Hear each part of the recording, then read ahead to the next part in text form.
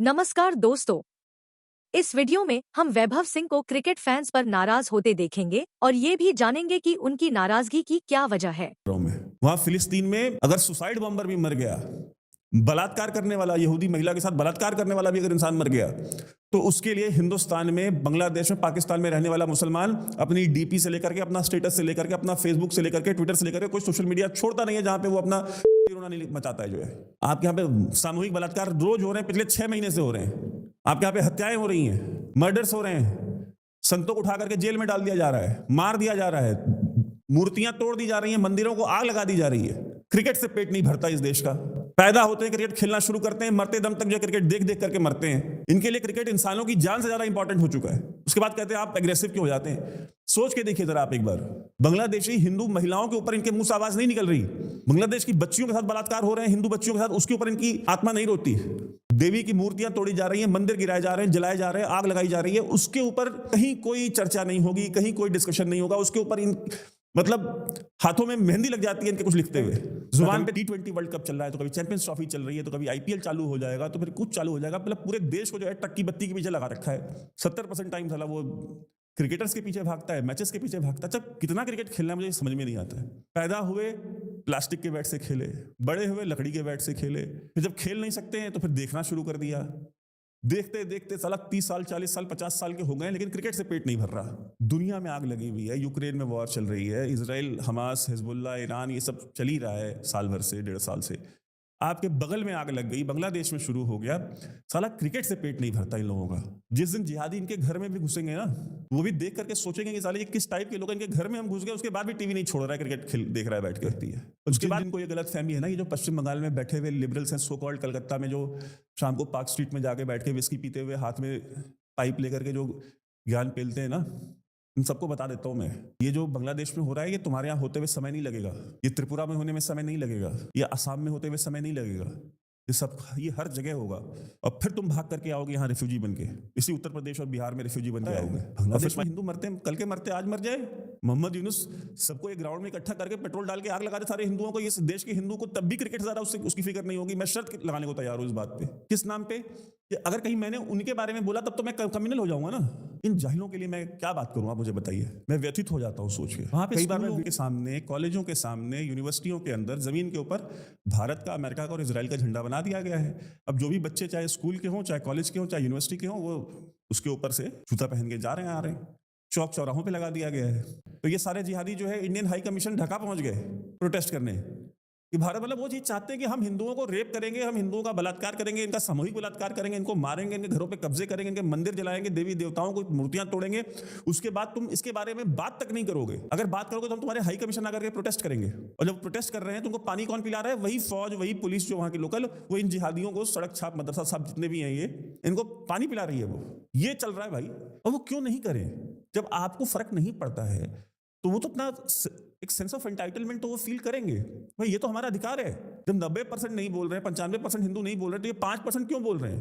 जब 95% हिंदुओं को कोई फर्क नहीं पड़ता है, तो ये सरकार जो भारत की, ये 5% लोगों के लिए क्यों अकोमोडेट कर रही है इन लोगों को? और वो अपनी जगह से যুদ্ধের গান পাচ্ছি, হে মুসলমান জাতি প্রস্তুত থাকো, বিসমিল্লাহ বলবো আর একটা করে গর্দান নামাবো। আল্লাহ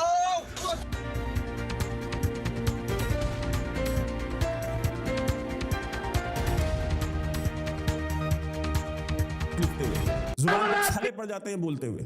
अरे मेरे मुस्लिम फ्रेंड्स भी तो हैं।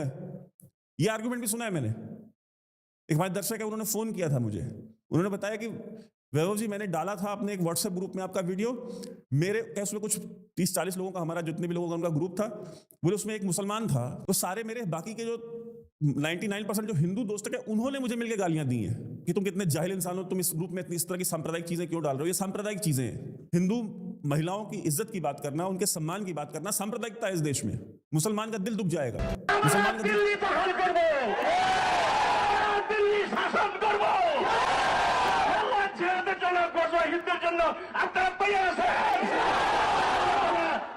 বিশ্বাস শাসন করার জন্য, বিশেষভাবে ভারতকে দখল করার জন্য আমাদের আল্লাহ কবুল করুক। সবাই হাসিনা আওয়ামী লীগ বিদায় হয়ে গেছে, আর 100 বছরেও বাংলাদেশের আর মাথা উঠাতে পারবে না। ঠিক না বলেন? আসসালামু আলাইকুম ওয়া রাহমাতুল্লাহ। সংগ্রামী তাওহীদি জনতা, দর্শক আপনারা দেখতে পাচ্ছেন এই মুহূর্তে বাইতুল মুকাররমের উত্তর গেটে হেফাজতে ইসলামের হাজার হাজার রয়েছেন। पता होगा कि बांग्लादेश में जो हिंदुओं के ऊपर जो अत्याचार चल रहा है वो अत्याचार कितना फैल रहा है और दिन पर दिन बढ़ता जा रहा है, कम होने का नाम नहीं ले रहा। और वीडियोस आ रही हैं, हिंदू औरतों के मास रेप्स हो रहे हैं, बच्चों को उठा के ले जा रहे हैं, हिंदू बच्चियां स्कूल से लौट के आ रही हैं तो मुसलमान ज़बरदस्ती इनके साथ ज़्यादती कर रहे हैं, रास्ते में उनके साथ छेड़खानी कर रहे हैं। पुलिस भी जाती है तो वो हिंदुओं को टारगेट करती है, फौज जाती है वो हिंदुओं को मारती है। और सबसे पहले वो अगर हिंदुओं के घर के आसपास कहीं सीसीटीवी कैमरे लगे सबसे पहले वो सीसीटीवी कैमरे तोड़ती है ताकि उनकी ये जो सारी बर्बरियत है, ये जो सारा उनका जुल्म है, ये जो उनके अत्याचार हैं उसके सबूत न रहें, ताकि उन सबूतों को दिखा करके आप इंटरनेशनल लेवल पे यूनाइटेड नेशंस में या अंतर्राष्ट्रीय जो संस्थाएं हैं उनमें आप बात ना कर सकें क्योंकि आपके पास सबूत नहीं होने चाहिए। अगर शॉर्ट में बताऊं तो बांग्लादेश की सेना और बांग्लादेश की पुलिस वो काम कर रही है जो पाकिस्तान की सेना और पाकिस्तानी पुलिस ने इन बंगालियों के साथ, इन बांग्लादेशियों के साथ 1971 में किया था ऑपरेशन सर्चलाइट में, जब 30 लाख बांग्लादेशी औरतों के बलात्कार किए थे और 1 लाख से ज़्यादा नाजायज़ बच्चे बांग्लादेश में पैदा हुए थे। और ये मैं नहीं कह रहा हूँ, ये हमीदुर रहमान कमीशन की रिपोर्ट जो कि पाकिस्तानी सेना ने पाकिस्तान की सरकार ने ये कमीशन बनाया था, उसने उस कमीशन की रिपोर्ट में ये सारी चीज़ें लिखी थी और उन्होंने बताया था कि किस तरह से 30 लाख बंगाली औरतों का बलात्कार जो है पाकिस्तान की सेना ने किया था। वही काम बांग्लादेश की सेना और बांग्लादेश की पुलिस हिंदू महिलाओं के साथ कर रही है। और हमारे यहाँ देश में मेन स्ट्रीम मीडिया में ये मुद्दा ही नहीं है, ये मुद्दा नहीं है। हमारे देश की मेन स्ट्रीम मीडिया पे मुद्दा क्या है कि महाराष्ट्र का मुख्यमंत्री कौन बनेगा। हमारे देश की मीडिया में मुद्दा ये है कि भारत जो है वो पाकिस्तान चैंपियंस ट्रॉफी खेलने जाएगा कि नहीं जाएगा, और अगर जाएगा तो क्या ये चैंपियंस ट्रॉफी पाकिस्तान में खेलेगा या यूएई में खेलेगा। पाकिस्तान भारत के सामने तरले कर रहा है। पड़ोस में बांग्लादेश में हिंदू महिलाओं के साथ मास रेप हो रहे हैं, सामूहिक बलात्कार हो रहे हैं। चिन्मय प्रभु जो इस्कॉन के साधु थे उनको इस्कॉन तक ने डिसोन कर दिया बांग्लादेश में। इस्कॉन ने कह दिया भाई उन्होंने जो स्टेटमेंट दिया होगा, उन्होंने जो बोला होगा उनका निजी विचार है, हम तो उनको इस्कॉन से ही निकाल रहे हैं, हमारा उनसे कोई लेना देना नहीं है। वो चिन्मय दास को आज तक वकील नहीं मिला। उनकी बेल की पिटीशन कोर्ट में ये कह के खारिज हो जाती है कि भाई उनका कोई वकील ही नहीं मिल रहा, कोई तैयारी नहीं है कि चिन्मय दास का जो है वो वकील बन करके कोर्ट चला जाए। एक रिगन आचार्य नाम का एक व्यक्ति जो है वो खड़ा हुआ, उसने कहा कि ठीक है मैं इनकी कोर्ट की हियरिंग में जो है मैं खड़ा हो जाऊंगा इनके लिए। उस बेल एप्लीकेशन की हियरिंग के लिए उसने अपना खाली नाम दिया था, मार करके उसका सर फोड़ दिया इन्होंने, उसको वकील तक नहीं लेने दे रहे। इतना सिस्टमैटिक जनसंहार हिंदुओं का चल रहा है वहां बांग्लादेश में, इतनी महिलाओं के वहां बलात्कार हो रहे हैं, आपके संतों के साथ ये हो रहा है। और हमारी मीडिया को फिक्र क्या है, हमारे सरकार को फिक्र क्या है? हमारी फिक्र ये है कि चैंपियंस ट्रॉफी में हम क्रिकेट खेलें, और इन चीजों से फुर्सत ही नहीं है हमको। अगर हमको इन चीजों से फुर्सत होती तो किसी भी सरकार की, किसी भी मीडिया की हैसियत नहीं होती कि वो बांग्लादेशी हिंदुओं के अलावा कुछ दिखा भी सकता है टीवी पे, उसके अलावा कहीं कोई बयान दे भी सकता है वो पार्लियामेंट के अंदर। लेकिन जब आपकी प्रायोरिटी नहीं है तो आप लोग कमेंट में लिखते हैं जी बांग्लादेशी हिंदुओं की बात क्यों नहीं करते हैं। क्या करूं मैं बात करके? कौन देखने वाला है? कौन देखने वाला है? मैं जानना चाहता हूं कौन देखने वाला है, कौन शेयर करने वाला है, कौन इसके बारे में बात करने वाला है। आप 10 लोगों के लिए मैं वीडियो बना दिया, मैंने आज वीडियो दिखा लेता हूं आपको, वीडियोस वहां पे क्या चल रहा है। पूरे बांग्लादेश का मीडिया खोल के उठा, आप इस समय जो मेन स्ट्रीम मीडिया में बात कर रहा हूं, मेन स्ट्रीम मीडिया के ऊपर सिवाय गजवाए हिंद के, सिवाय हिंदुस्तान के खिलाफ जंग के और कोई चीज चल ही नहीं रही है। सिर्फ यही चल रहा है कि हम वहां से JF-17 थंडर खरीद ले पाकिस्तान से और चाइना से, और इंडिया को ठीक कर दे, चिकन नेक काट दे, और नॉर्थ ईस्ट को जो है भारत से अलग कर दे। ये सारी चीजें चल रही हैं वहां पे, डेली के बेसिस पे चल रही है। सड़क पे निकल करके नारे लगा रहे हैं, वो तो वीडियो आप लोग देख चुके होंगे, नहीं देखोगे हम फिर दिखा देंगे। डेली नारे लगा रहे हैं ये इस्कॉन वालों की गर्दन काटो, इन मलूनों को जो है जहन्नुम भेजो, हम इनकी सारी गर्दनें काट देंगे, हम पूरे बांग्लादेश में रहने वाला एक एक आदमी मुसलमान है, कोई हिंदू नहीं रहना चाहिए यहाँ पे। আমি ভারতকে সাবধান করে দিচ্ছি, বাংলাদেশের দিকে খবরদার কোন নজর দিবে না। বাংলাদেশ সিকিম ভুটান নয়, বাংলাদেশ 18 কোটি মুসলিম জনতার, তাওহিদি জনতার দেশ। এদেশ একটি মসজিদ, এটা আমাদের পবিত্র ভূমি। এদিকে যদি চোখ তুলে তাকাও সে চোখ উপড়ে ফেলা হবে, এদিকে যদি পা বাড়াও সে পা ভেঙে দেওয়া হবে, এদিকে হাত বাড়াও হাত কেটে নেওয়া হবে। যদি বাংলাদেশের দিকে এক পা বাড়াও আমরা 7 সিস্টারকে বলে দেবো, চায়নাকে বলে দেবো চিকেন নেক বন্ধ করে দাও, 7 সিস্টারকে স্বাধীনতার আন্দোলনে ঝাঁপিয়ে পড়তে বলো। কাশ্মীরকে বলবো তোমরা স্বাধীনতার জন্য তৈরি হও। पाकिस्तान अफगानिस्तान से मैं कहता हूं कि तुम कश्मीर के साथ मदद करो, कश्मीर के आजादी के लिए काम करो। আমরা পশ্চিমবঙ্গের মমতা ব্যানার্জিকে বলবো আপনি বাংলাকে মোদির রাজত্ব থেকে মুক্ত করে স্বাধীনতা ঘোষণা করুন। এভাবে ভারতের প্রত্যেকটা প্রদেশ, খালিস্তিনি সেই শিখদেরকে বলবো, তোমাদের সময় এসেছে, এখনই তোমরা স্বাধীনতার ডাক দাও। সারা অঞ্চল থেকে এই হিন্দুত্ববাদী আন্দোলনকে ধ্বংস করে দিয়ে, ভারতকে টুকরো টুকরো করে দিয়ে ইনশাআল্লাহ এই তাওহীদি জনতা দিল্লির মসনদ পর্যন্ত আবার দখল করবে। সুতরাং আমি ভারতকে বলবো, বাংলাদেশকে নিয়ে বাড়াবাড়ি করো না, জসিমউদ্দিন রহমানীকে নিয়ে বাড়াবাড়ি করো না। জসিমউদ্দিন রহমানী কোনো জঙ্গি নয়, তোমরা তাকে জঙ্গি বানিয়েছো, তওবা करो। ये वहां पे चल रहा है, मेन स्ट्रीम मीडिया नहीं बात करेगा, और जो करेगा उसके साथ कोई खड़ा नहीं होगा। हिंदूज जो है वो कनाडा में प्रोटेस्ट कर रहे हैं, हिंदूज जो है वो अमेरिका में टाइम स्क्वायर में प्रोटेस्ट कर रहे हैं, हिंदू लंदन में प्रोटेस्ट कर रहे हैं।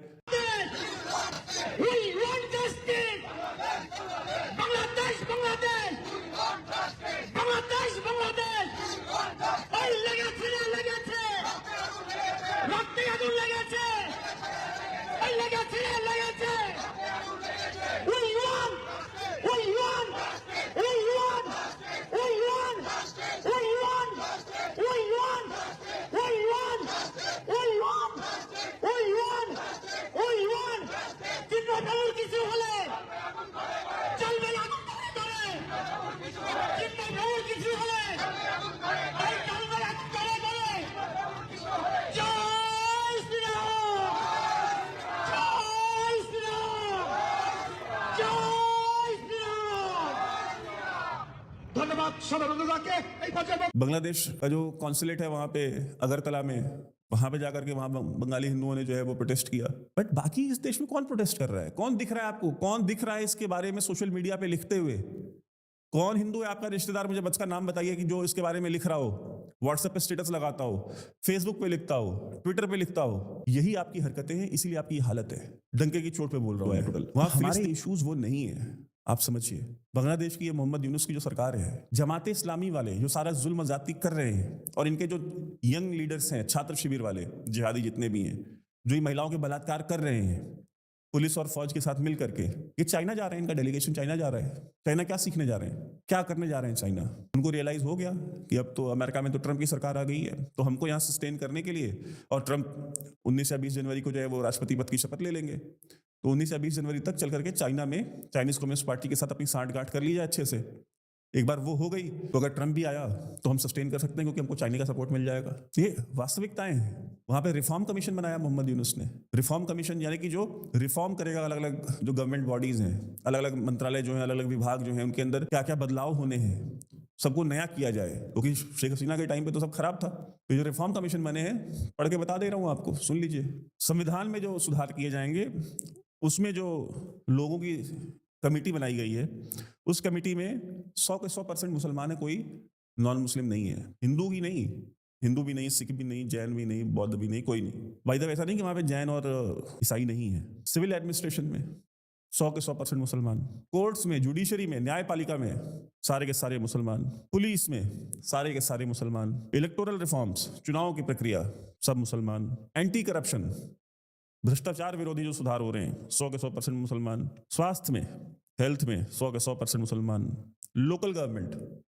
100 के 100% मुसलमान, महिला सुधार 100 के 100% मुसलमान। तो ये आपके सामने है, ये वास्तविकताएं हैं, ये हो रहा है और हम बैठ करके देख रहे हैं। तो क्रिकेट देखिए, देखिए मैं अब मुझे सारा कुछ कहना नहीं है, इन लोगों को कव्वालियां सुनना, ठीक है, उस 20% आबादी के चरण जाकर के चाटिए, उसके पांव से जूता निकाल करके अपने सर पे मार लीजिए, ठीक है, क्योंकि आपका कुछ हो नहीं सकता है। ये बांग्लादेश पाकिस्तान से घुस घुस करके 2-3 करोड़ तो इंडिया के अंदर ऑलरेडी बांग्लादेशी हैं। आप लोग के घर में काम भी करती होंगी उनकी महिलाएं, उनके आदमी आपके यहाँ टैक्सी ऑटो भी चलाते हैं। बढ़िया, जब सीए का जब एनआरसी आएगी तो सड़क पे निकलिएगा जरूर झंडा लेकर के। सारे 90% हिंदू थे जाहिल जब एनआरसी और सीए का प्रोटेस्ट चल रहा था। 3 करोड़ यहाँ आके रह रहे हैं, उनके लिए हिंदू निकलता है सड़कों पे, बांग्लादेशियों के लिए नहीं निकला जा रहा है हिंदुओं से। बहुत बहुत धन्यवाद। और अगर आप हमें सपोर्ट करना चाहते हैं तो details pin comment description box और स्क्रीन पे भी फ्लैश करेगी। जो भारत में देखने वाले हमारे दर्शक हैं तो वो प्रयास करेंगे अगर क्यूआर कोड को स्कैन करें, और जो बाहर से देख रहे हैं, जो एनआरआईज देख रहे हैं, वो पेपल के थ्रू हमको हेल्प कर सकते हैं। और पेट्रियन एज यूजुअल नहीं चल रहा। बहुत बहुत धन्यवाद।